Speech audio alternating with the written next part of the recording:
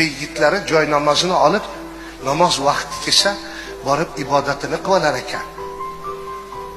Bir komandir bilib yurar ekan o'zbek yigit namoz o'qib yurishini. Har xil askarlar bilan do'st edi. Dinda do'stlashuv bor. Gruzin, arman, rus, moldovan, ukrain, belaruslar bilan xizmat qiladi. Namoz vaqti kelsa yo'q bo'lib qoladi, borib namozini o'qib kelib turaveradi. Juda odobli o'zbek yigiti. Komandir bilar ekanda bir kuni kalaka qilmoqchi bo'ldi. Qo'liga kalit berib o'zbek yigitni bor, ana mashinani debdi.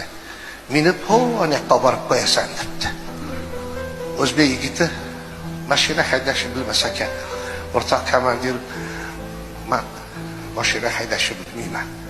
Desa sen namoz o'qiysan-ku, Alloh bilan gaplashasan, yo'q bo'lib qolasan. Alloh bilan gaplashasan-ku.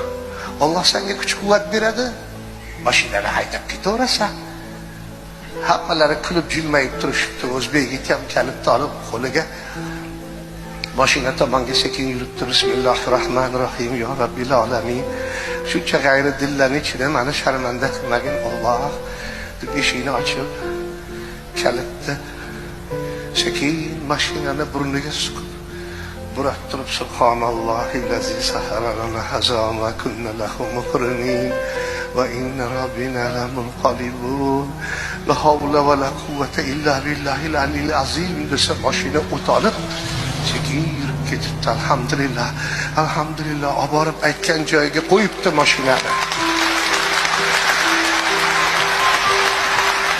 Kalitni sug'urib, xursand bo'lib eshikni yopib, komandirning yoniga kelsa, komandiri yig'layotgan emish. Nima bo'ldi? Desa, komandir yur bu yoqqa debdi. Yonidagi askar soldatlar bilan birga kelib, mashinani kapotini og'zini ochsa, motor yo'q emish.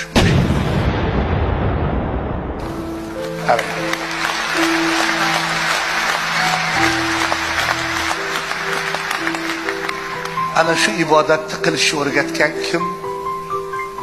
Otalarimiz, onalarimiz.